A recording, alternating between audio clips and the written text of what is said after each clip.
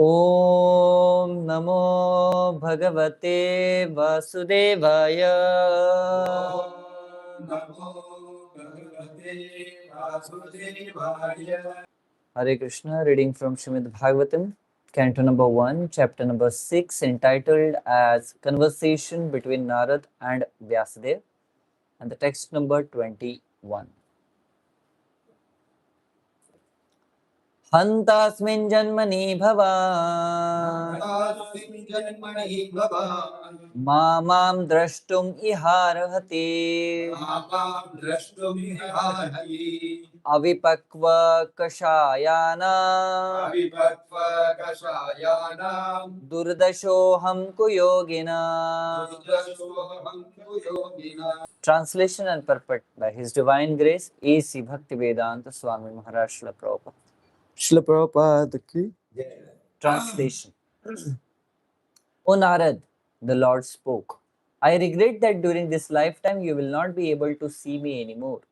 Those who are incomplete in service and who are not completely free from all material tents can hardly see me. Purport. The personality of Godhead is described in Bhagavad Gita as the most pure, the supreme and the absolute truth. There is no trace of a tinge of materiality in his person, and thus one who has the slightest tinge of material affection cannot approach him. The beginning of devotional service starts from the point when one is free from the least two forms of material modes, namely the mode of passion and mode of ignorance. The result is exhibited by the signs of being freed from kama, lust, and lobha, covetousness. That is to say, one must be freed from the desires for sense satisfaction and avarice for sense gratification. The balanced mode of nature is goodness, and to be completely freed from all material tinges is to become free from the mode of goodness also. To search the audience of God in a lonely forest is considered to be the mode of goodness. One can go out into the forest to attain spiritual perfection, but that does not mean that one can see the Lord personally there. One must be completely freed from all material attachment and be situated on the plane of transcendence, which alone will help the devotees get in the personal touch with the Supreme Personality of Godhead. The best method is that one should live at a place where the transcendental form of the Lord is worshipped. The temple of the Lord is transcendental place, whereas the forest is materially good habitation. A neophyte devotee is always recommended to worship the deity of the Lord, Archana, rather than to go into the forest to search out the Lord. Devotional service begins from the process of Archana, which is better than going out in the forest. In his present life, which is completely free from all material hankerings, Sri Narada Muni does not go into the forest, although he can turn every place into Vaikuntha by his presence only. He travels from one planet to another to convert men, God, Kinnaras, Gandharvas, Rishis, Munis, and all others to become devotees of the Lord. By his activities, he has engaged many devotees like Prahlada Maharaj, Dhruva Maharaj, and many others in transcendental service of the Lord. A pure devotee of the Lord therefore follows the footsteps of the great devotees like Narada and Prahlad and engages his whole time in glorifying the Lord by the process of Kirtan.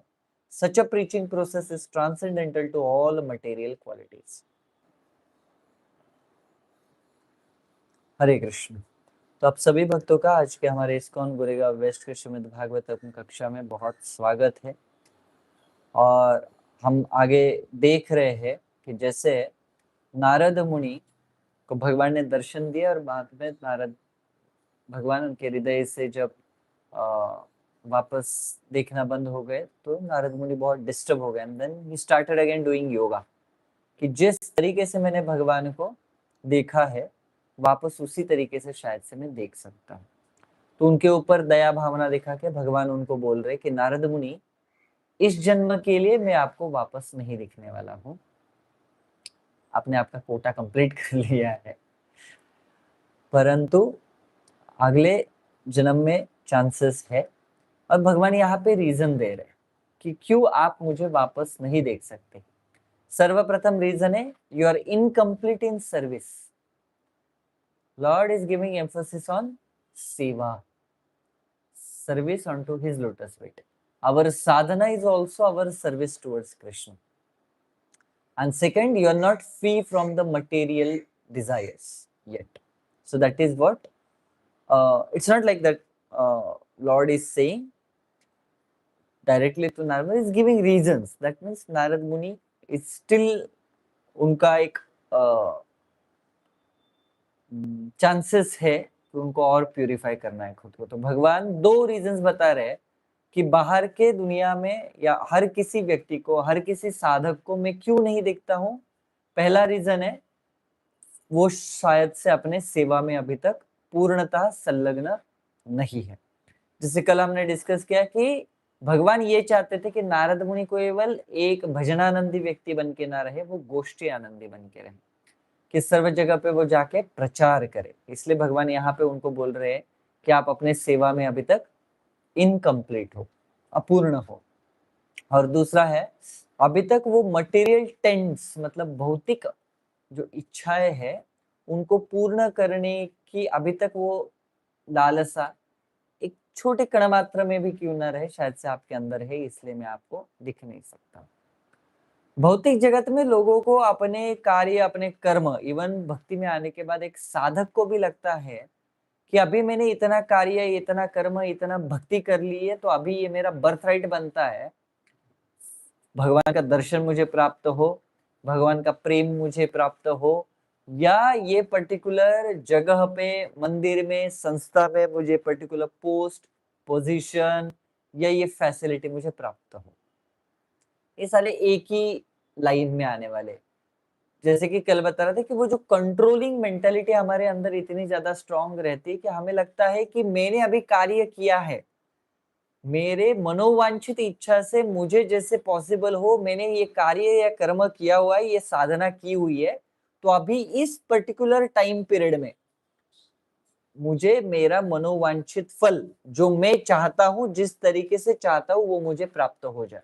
इसलिए बहुत बार हम complain क्या करते, प्रभु जी बहुत सालों से जपा कर रहे हैं लेकिन रस नहीं आ रहा है भक्ति के अंदर। हमारे कहने से और हमारे एंडेवर्स के हिसाब से, प्रयत्नों के हिसाब से भक्ति में हमें रस प्राप्त नहीं होने वाला है। वो केवल और केवल भगवान की कृपा है जिसकी वजह से वो हमें प्राप्त हो सकता है। यहाँ पे नारद मुनि को भगवान ने दर्शन दिया हुआ है क्योंकि वो भगवान की इच्छा हुई है, भगवान को उनको कृपा दिलानी थी तो भगवान ने दिया। परंतु बाद में जब नारद मुनि मांग रहे कि नहीं अभी मुझे और दर्शन मिलना चाहिए, क्योंकि नारद मुनि क्या सोच रहे हैं, उन्होंने वापस अपना ध्यान वो धारणा करने की कोशिश की। इसका मतलब क्या है, उनके मन में है कि इसके वजह से मुझे भगवान का दर्शन प्राप्त हुआ है।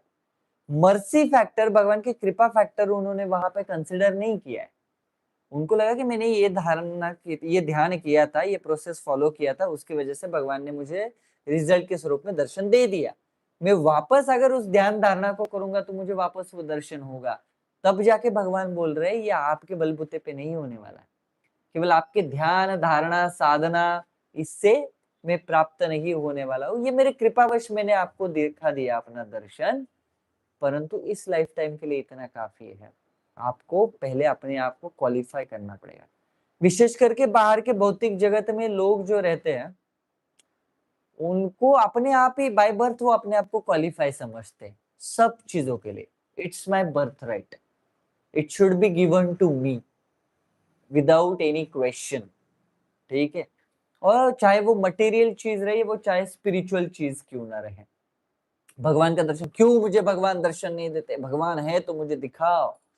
दे consider I am very much qualified to see the Lord. मेरे अंदर वो पात्रता है कि मैं भगवान को देख सकता हूँ, चाहे मैं एक साइड में गुटखा, एक साइड में तंबाकू और सिगरेट फूकते हुए क्यों ना, लेकिन भगवान ने मुझे दर्शन देना चाहिए, तो भी जाके मैं विश्वास करूंगा कि भगवान इस भौतिक जगत में है करके। नहीं माना तो क्या फर्क पड़ता है। आपने अगर नहीं भी माना कि भगवान एग्जिस्ट करते ही नहीं है, क्या होता है, उससे फर्क पड़ता है, दुनिया रुकने वाली है, उससे कुछ नहीं, दैट्स योर लॉस, राइट। तो public consider it to be my birth right, ठीक है।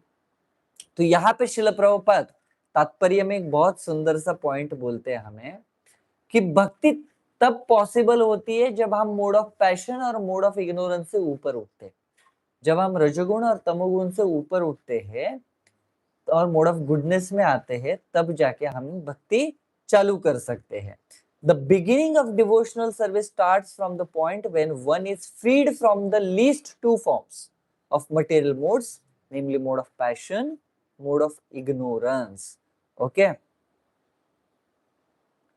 परंतु अगर आप बहुत अच्छे से शिल प्रभुपाद का तात्पर्य पढ़ोगे तो एक बहुत सुंदर सा वाक्य शिल प्रभुपाद ने लिखा है जिसको हम बहुत बार दुर्लक्षित करते हैं, और वो पॉइंट क्या लिखा हुआ है, and to be completely freed from all material tinges is to become free from the mode of goodness also. So यहाँ पे नारद मुनि को जब भगवान बोल रहे हैं कि आपके अंदर मटेरियल टेंट्स है, तो दैट डजंट मीन नारद मुनि के अंदर काम क्रोध मद मत्सर्य होगा, या mode of passion, mode of ignorance, रजोगुण और तमोगुण है। मोड ऑफ गुडनेस को भी भगवान मटेरियल टीज मानते हैं, क्योंकि ये मोड्स ऑफ मटेरियल वर्ल्ड है। तो जो सत्व गुण है वो भी मटेरियल वर्ल्ड का ही पार्ट है, और हमें स्पिरिचुअल वर्ल्ड का पार्ट बनना है तो हमें मोड ऑफ गुडनेस को भी छोड़ना पड़ता है। बहुत बार ऐसा होता है कि भक्ति में आने के बाद भक्तगण जो होते हैं वो मोड ऑफ गुडनेस से अटैच हो जाते हैं। What is mode of goodness? This is what my thing is there. I will sleep at this time, I will get up at this time, and then I will do this thing. Then this is my japa time, this is my prasadam time, this is my this time, that time, and they have their own schedule, and they don't want to go out of that schedule. My spiritual master, yesterday also I told, my spiritual master says the advancement in devotional service begins when you come out of your comfort zone.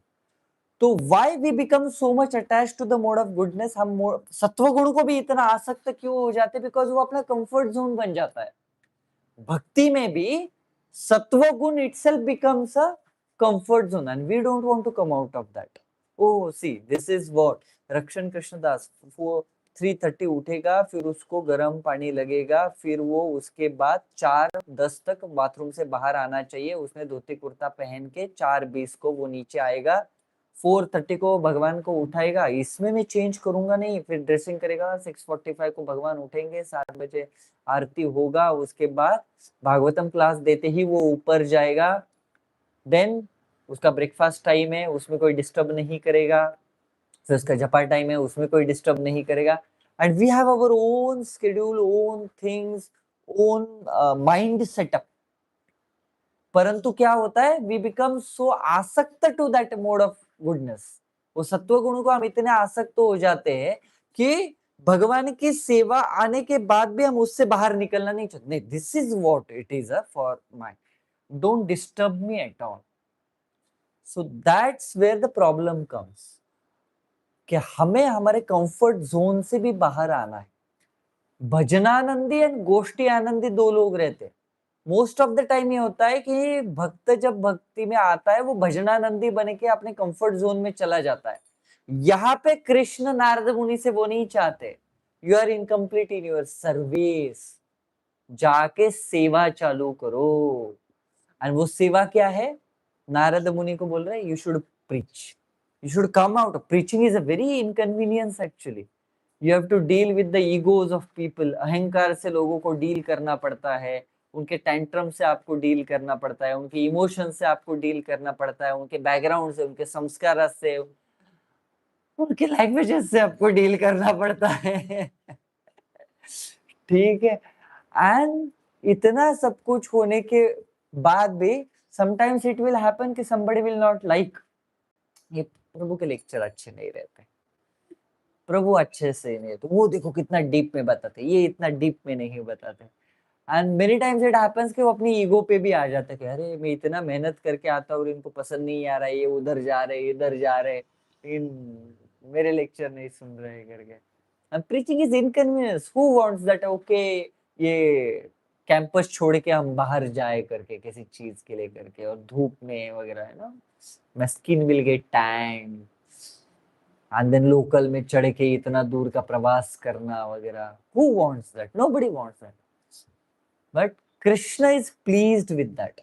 इसलिए बोला 18वें chapter में आखिर में 68 श्लोका के आसपास में भगवान बोलते हैं, one who preaches this message to my devotees is very dear to me. जो ये भगवत गीता का मैसेज प्रचार करता है वो व्यक्ति मुझे बहुत प्रिय होता है. तो हमें ये देखना है कि हमें अपने कंफर्ट जोन से अटैच होना है या भगवान के आनंद से हमें अटैच होना है. तो जैसे कल हम चर्चा कर रहे थे, भक्ति में आने के बाद भी two types of kind of demons रहते हैं भक्त के जीवन में. एक को बोला जाता है स्पिरिचुअल इम्पर्टिनेंसी और दूसरे को बोला जाता है स्पिरिचुअल लेथर्जी. स्पिरिचुअल इम्पर्टिनेंसी, मुझे इम्पर्टिनेंसी का हिंदी शब्द बिल्कुल भी पता नहीं है, तो सभी भक्तगण अपने अपने गूगल बाबा से चेक कर लीजिए इम्पर्टिनेंसी को हिंदी में क्या बोला जाता है. मैं आपको कंसेप्ट को एक्सप्लेन कर सकता हूँ फिलहाल. This is what a barrier, inconvenience in preaching, कि आपको भाषा जो है आती नहीं है तो तकलीफ होता है. नहीं, क्या माता जी? चैट में लिखा हुआ है क्या? ओके. लेथर्जी इज सुस्ती एंड इम्पर्टिनेंस मीन्स दृष्टता. ओके, दुष्ट व्यक्ति रहता है, दुष्टता वैसा. Okay, so I will explain the concept. Spiritual impertinency means what? Although हम उस चीज के लिए पात्र नहीं है, परंतु फिर भी हम उस चीज के लिए अपने आप को पात्र समझते हैं और उस हिसाब से हम ये करते हैं कि ये मेरा हक है, ये मेरा बर्थ राइट है, people should give it to me, ये मेरा जन्म सिद्ध अधिकार है, लोगों ने मुझे देना चाहिए, एक्नॉलेज करना चाहिए और मैं जो बोला वैसा ही एक्ट करना चाहिए. दिस इज व्हाट स्पिरिचुअल इम्पर्टिनेंस है. कि भक्ति में आने के बाद भी हमें लगता है नहीं, 10 साल तो हो गए, अभी मुझे हरे हरे नाम क्या, मैं डायरेक्ट संन्यास दीक्षा ले सकता हूँ, इतना मैंने सेवा कर लिया है 10 साल के अंदर, इतना नाम जप भी कर लिया है, इतना मैं शुद्ध हो चुका हूँ अभी, है ना. जस्ट कृष्णा मैं बोलता हूँ तो नयनम गणदशधारया वदनम गदगद हृदया गिरा हो जाता है मेरा. तो सीधा संन्यास, अरे संन्यास के आचार्य बना दो अभी मुझे. दिस इज व्हाट स्पिरिचुअल इम्पर्टिनेंस है. कि ऑल्दो हम क्वालिफाइड नहीं है, पात्र नहीं है, फिर भी हमारा मन जो है अहंकार की वजह से अपने आप को उस चीज के लिए क्वालिफाई समझ लेता है कि अभी ये मेरा अधिकार बन चुका है. Self ego, it's just ego करके पर्सन का. और समटाइम्स भक्ति में आने के बाद that illusion is also there कि after so many years, just I told you that I have seen a person जिसने 25 इयर्स भक्ति में निकाले. नाउ ही कंसिडर क्योंकि मुझे 25 इयर्स हुए, everybody should bow down in front of me. So that's how it is spiritual impertinence, कि ये मेरा अधिकार बन गया है क्योंकि अभी मैंने इतना भक्ति में कार्य कर लिया है. ये पोस्ट, ये पोजीशन, ये facility, I should be counsellor, I should be mentor, I should be president and acharya and parivrajakacarya because I want it. And the second point is spiritual lethargy. Spiritual lethargy is again of two types. One spiritual lethargy means one is from the atheistic point of view, नास्तिकतावाद से देखे जाता है कि वो lethargy मतलब सुस्ती, आलस, कि लोगों को आसान करके देने के बाद भी वो उसको अपने जीवन में स्वीकृति नहीं देना चाहते. जपा करो नहीं. यहाँ पे भी आते हैं कुछ ऐसे महानुभाव लोग, आते हैं अपने यहाँ पे भी, बहुत सारे ये लेके आएंगे, प्रॉब्लम्स लेके आएंगे कि ये ऐसा, फिर उसके ऊपर खुद ही प्रश्न पूछेंगे, मैंने ऐसा किया तो वैसा किया तो आप जप करते हैं? फिर नहीं करता. पहले जब चालू करो ना, उसके बाद प्रॉब्लम अपने के सॉल्यूशंस कार्य करना चाहिए. नहीं नहीं नहीं, लेकिन ये ऐसा हुआ तो, वैसा हुआ तो, मेरे जीवन में ये हो रहा है, वो हो रहा है, मेरे साथ ये ऐसा भी है. आप जप करते नहीं तो करो ना, वो तो करेंगे लेकिन इसका प्रॉब्लम का यही सॉल्यूशन है, बट नहीं, ये है स्पिरिचुअल लेथर्जी। एंड एक there is another type of spiritual lethargy in devotees life, कि वो प्रैक्टिसिंग साधका है, परंतु क्या होता है, वो अपने ककून से बाहर नहीं आना चाहता है। उसको एक चीज पसंद आ जाती है, जैसे ये जगह मुझे पसंद आ रही है, ये शेड्यूल मुझे पसंद आ रहा है, ये लोगों का सर्कल मुझे पसंद आ रहा है, ये सेवा मुझे पसंद आ रही है, और मैं इससे बाहर नहीं आऊंगा। ये है स्पिरिचुअल लेथर्जी। अगर बाहर के दुनिया में भी किसी को अपना बिजनेस ग्रो करना है तो उसको रिस्क लेनी पड़ती है, इन्वेस्टमेंट की हो या नया कुछ स्टार्टअप चालू करने का हो, तभी जाके वो आगे ग्रो करता है करके। या फिर आपको अपने जॉब में भी अगर आगे बढ़ना है, यूट्यूब इज वर्किंग, हाँ thank you YouTube Prabhu. Okay, तो अगर अपने जॉब में भी आपको बाहर आना है तो you can't be into your cocoon. आपको आपके बॉस अथॉरिटी उनको दिखाना पड़ता है कि आई am doing something extra, I am I am for towards something, मैं रिस्पॉन्सिबिलिटी ले सकता हूँ और रिस्पॉन्सिबिलिटी लेना चाहता हूँ। then and then only they become little bit okay aware, give up that whatever favoritism and politics happens in the office and ये, परंतु in general way this is what happens. तो वैसे ही भक्ति में अगर किसी को एडवांस होना है तो उस ककून से वो ये मेरा पर्टिकुलर दृष्टि है, ये मेरा पर्टिकुलर कंफर्ट है, this is what I am doing, I will not do this, I will not do that. One particular thing my spiritual master has emphasized when I, हम जब ब्रह्मचर्य ट्रेनिंग ले रहे थे, मेरे गुरु महाराज हमेशा बोलते थे वन एक चीज, बोलते कोई भी ट्रेनी या ब्रह्मचारी सेवा को ना नहीं बोलना है उसको। अगर उसको इनकन्वीनियंस है तो he should express that inconvenience की ये चीजें तो उसकी वजह से शायद से मैं कर नहीं पाऊंगा, लेकिन हाँ मैं नहीं करूंगा बिकॉज मेरा ये है और ये है। So know that arrogance which is shown towards service, that is not tolerable. This is what clearly said. You can ask directly to Gauranga Prabhu. When our first BT program was there, he clearly said, in training period, you can't say no to any seva. You have to do it. Okay. So that is what a lethargy, because many times we become so much accustomed, even in a services, we become so much, ऐसा हम fix हो जाते हैं कि देखो अभी ये मेरा सेवा है, मैं 9 बजे झाड़ू लगाऊंगा, 5 बजे में 9:30 को मैं ये करूंगा, 10 बजे में ये करूंगा। और जब भी कभी कोई व्यक्ति आपसे कुछ मांगने आ जाता है कि प्रभु can this be done, no 9:30 this is the timing I have, okay ना, I will not go beyond this करके। So that is included within lethargy. Now, right now, whatever I am saying, this spiritual impertinence and lethargy, this is actually given by Shivrama Swami, His Holiness Shivram Swami Maharaj in his book. उनके पुस्तक में उन्होंने ये 2 points को refer किया हुआ है। This is what I heard from Braj Bihari Prabhu regarding the same shloka. Shloka number 18, 15 to 20. Same 1.6.15 to 20, he has that lecture, and in that he is mentioning all this कि how sadhaka के जीवन में ये सारी चीजें difficulties देती है। तो अगर बाहरी भौतिक जगत के किसी भी फील्ड में हम लोगों को एडवांस करना है तो we have to come out of our comfort zone. Similarly in spiritual life also, अगर हमें भगवान के प्रति सेवा करके दिखानी है एंड भक्तों को और भगवान को अगर खुश करना है तो we have to come out of that cocoon. So like in my personal life, if I tell, I'm always very happy to have diya in one hand and ghanti in one hand, that bell in one hand. I love that, and I can do that rest of life करके। परंतु wherever I went, people were like, नहीं, you should preach. I don't like preaching. Okay, like in my training period, I never enjoyed book distribution. Unfortunately, that's my conditioning.